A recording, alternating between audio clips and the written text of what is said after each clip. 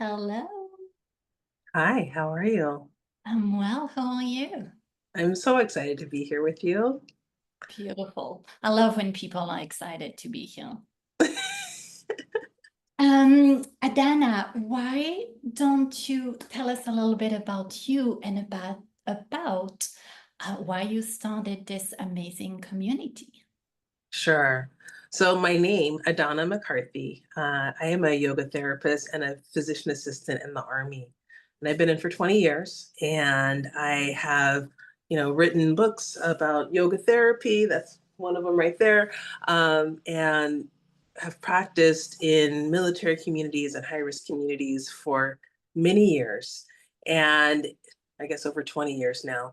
And I am looking to expand like who I support. And I've been supporting high risk professionals, medical professionals, lawyers, soldiers, and entrepreneurs are also a high risk professional.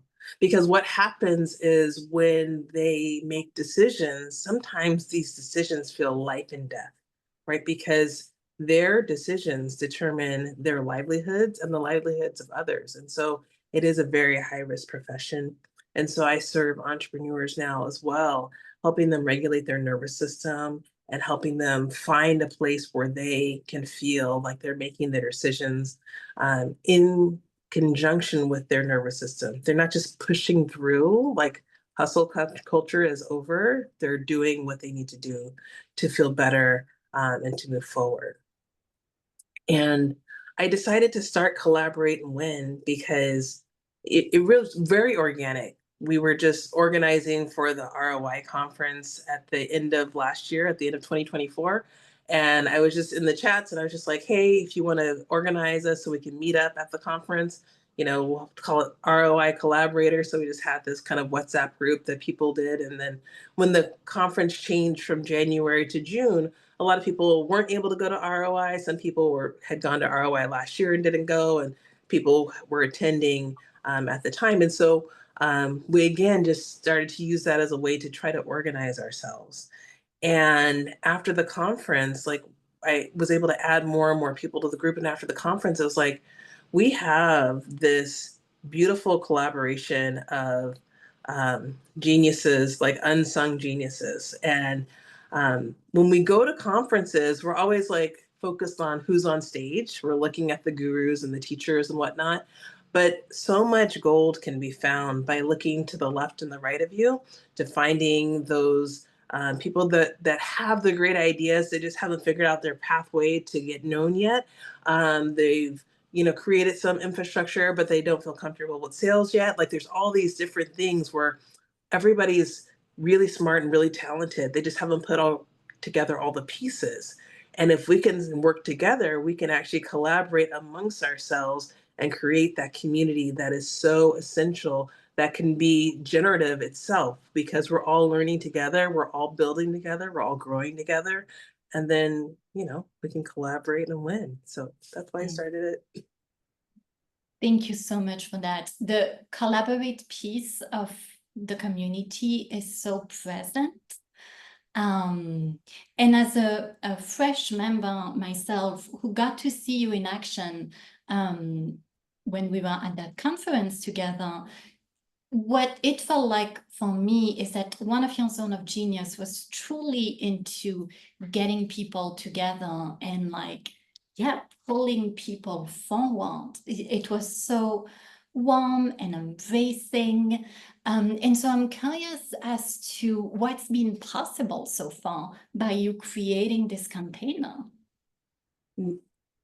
It's funny because I think that's one of my superpowers, is seeing people's genius before they see it or before they can declare it.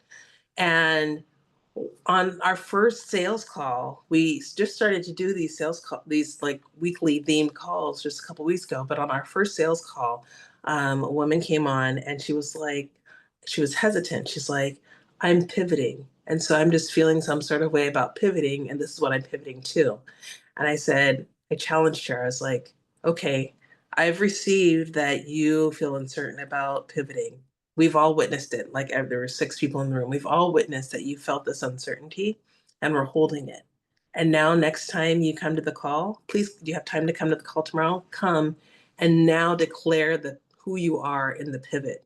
Now you've been witnessed as pivoting, but now be the next person, be her now. And she has done that, and she has dropped landing pages in the Collaborate and Win group. She's already like moving forward in so many different bold ways. um, I think the last sales call of the week, of the first week, 4 people got on and were talking and vibing off of each other. They all decided to launch. 4 people out of like 6 or 8 people out of the group who just came together organically, and they decided to launch, and they all dropped their launches on Monday, and they were like, I launched, I launched, I launched. I mean, it's just like the momentum that we get from being peer led and peer inspired, to see somebody who's going along with you and growing and changing and seeing each other and being our own best friends. Like, if we can't be our own best friends to ourselves, like having somebody in the room who can be our best friend just for that hour, it makes a difference. It makes a huge difference. Mm. You have a very strong best friend vibe. Thank you. Yeah. And what does it feel like as, the best friend of everybody in this group? How does it feel to be leading it? Oh my God. It's like I'm surfing. It's like, riding a wave. I love it when I can see people who see themselves the way I see them. Like, because I look at people and I'm like, oh, that's genius because of X, Y, or Z, or that the way that they come to the table is so beautiful, or I remember the details about like who they were and how they presented themselves and what they were struggling with and all of these things. This is like the magical pixie dust of people. And so and people poo-poo on themselves all the time for all the reasons, the brain is just trying to protect itself by keeping everybody constrained. That's human. And if I can be there and say, hey, I feel like a gardener, like I'm just planting the seeds and burying it and then putting some water on it, making sure it has air and sunlight and all the things that it can establish roots. Mm. And so I want to see people establish roots, and I want them to have intertwining roots, like mycelium, like mushrooms. Most of the fruiting body is just a little bit, but like all of the network is all underneath. And so as you're walking through, you can see this kind of interconnected network from everywhere. And so I want us to be that interconnected network where amongst us, if anybody needs assistance, we have the ability to move through each other to support each other. Mm. Yeah. Yeah. That's a big piece that makes this community different. What else is making this community collaborate and win a different type of community? I think we are starting from a position of self-awareness and generosity. And a lot of people will come into communities and just try to extract. They're just like, I'm just popping in, I'm just going to extract what I can, get what I can, and move on. Even in my co-working squad that I've been in for almost a year now, one of our members popped in. She's like, I just wanted you guys to help me like write my book, and then I was going to leave. But she's like, but then I kept on coming back because everybody kept on dropping gems and keeping me accountable and just loving on me. And I was just like, I just need to be in that energy. And so bringing that type of energy to Collaborate and Win is really what my goal was. Like, how can I be there and how can I demonstrate what it's like to really care for people and then have people model that? Bring in facilitators who are modeling what it's like to care for people, really show leadership in a way that people are going to follow you through hard times and good times. And that's so important. Thank you. Why now? Why not? I mean, you know, um, this is a moment where a lot of people, like we just had a gathering of, several hundred entrepreneurs that were wanting to move forward with increasing their economic capacity so that they could support their communities. And right now, we are at a place where communities need support. They need financial support, they need emotional support, they need political support, they need We need to understand who our neighbors are, whether those neighbors are down the street or across the country. And so that we can protect who we need to protect, we can stand up for who we need to stand up for, we can move forward in a way that's bold and beautiful, and we can create the world that we want to have and live in. Thank you. Yeah. What would it look like to make this community sustainable? Oh, this is a big question, Calypso, because I have been obsessed with this community for weeks now. I've just been in the DMs, in the chat, making sure that people understand what it is, who it is, talking to facilitators, talking to new members, just talking to people so that I could help them see the vision. And Lord knows I can't do that forever while I'm working full time and parenting and getting my PhD and doing a bunch of other things. I'm just kind of busy right now. And I work in the army. I'm in the army still, so like they're sending me on a mission next week. Like there's just stuff. And so to make it sustainable, I probably need to have it in a container where I don't have to direct all the traffic, right? WhatsApp only limits me to like 3 pins a day, and then I have to decide what pin I want to highlight. And then, all of the events that people are posting, all of the what YouTube videos that people are posting, all the resources people are posting. Like I want people to find it easily without me having to manually edit and update that. And eventually I'd like to have, a VA just doing that on behalf of the group. And so I want to be able to make that all sustainable. And, ultimately, I want the facilitators to feel like they're being rewarded for facilitating. I want everybody to feel like they're getting something out of the group.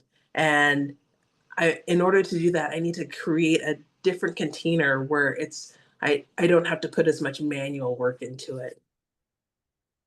And for us as entrepreneur being part of it, it's also so time saving.